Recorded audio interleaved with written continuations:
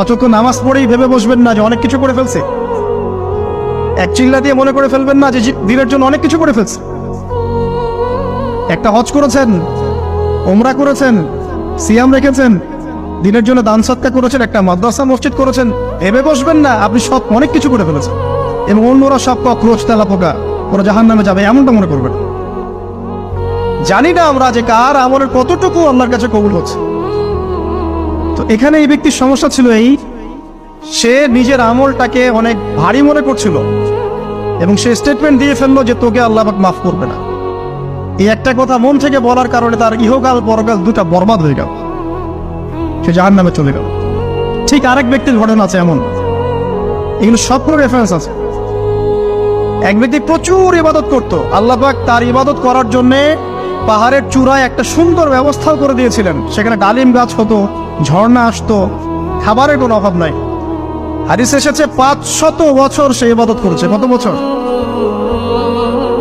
কিয়ামতের মাঠে এই ব্যক্তির অবস্থা এমন হবে, তাকে জান্নাতে প্রবেশ করানোর জন্য নিয়ে যেতে বলা হবে যাও আমার রহমতে জান্নাতে চলে যাও। আল্লাহ পাক তাকে এই কথাটা বলবেন, কিন্তু এই ব্যক্তি বলবে আমার আমলের কারণে আল্লাহ পাক বলবেন আমার রহমতে জান্নাতে চলে যাও। ব্যক্তি বলবে আমার আমলের কারণে। আল্লাহ রাব্বুল আলামিন তখন তাকে দেওয়া সমস্ত নেয়ামত গুলোকে এক পাল্লায় করবেন আর তার সমস্ত আমলকে আরেক পাল্লায় করবেন। তারপর দেখা যাবে আল্লাহর সমস্ত নেয়ামত তার একটা চোখের সমান হয় নাই। কথা কি বুঝতে পারছেন? একটা চোখের যে নেয়ামত আল্লাহ পাকের, সমস্ত আমল ও 500 বছরের ইবাদত এতটুকু হয়নি।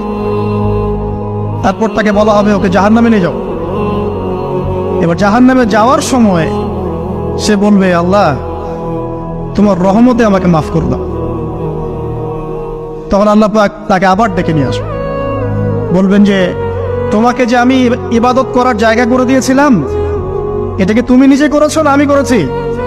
সে বলবে আপনি করেছেন। তোমাকে যে আমি সৃষ্টি করেছিলাম তখন কি তুমি কোন আমল করেছিলে? বলবে না।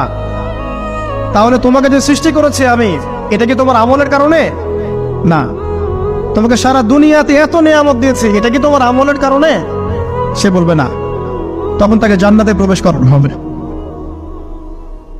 কিয়ামতের মাঠে এমন অনেক ঘটনা ঘটবে যেটা আমাদের চিন্তার বাইরে। আরেকজন ব্যক্তিকে ডেকে আনা হবে, যে ব্যক্তি একটা দুটা নয় বরং 100টা খুন করেছে। সে 99 জন মানুষকে হত্যা করার পর ফতোয়া খুঁজে বেড়াচ্ছিল যে আমার তওবা কবুল হবে কিনা। একজন আবেদের কাছে গিয়েছে। আবেদ আর আলেম কিন্তু এক জিনিস না। আবেদ মানে যে প্রচুর ইবাদত করে, তার জ্ঞান কম, সে শুধু জানে কিভাবে ইবাদত করতে হয়। আলেম হচ্ছে সে যে শরীয়তের গভীর জ্ঞান জানে আবার ইবাদতও করে। আবার যারা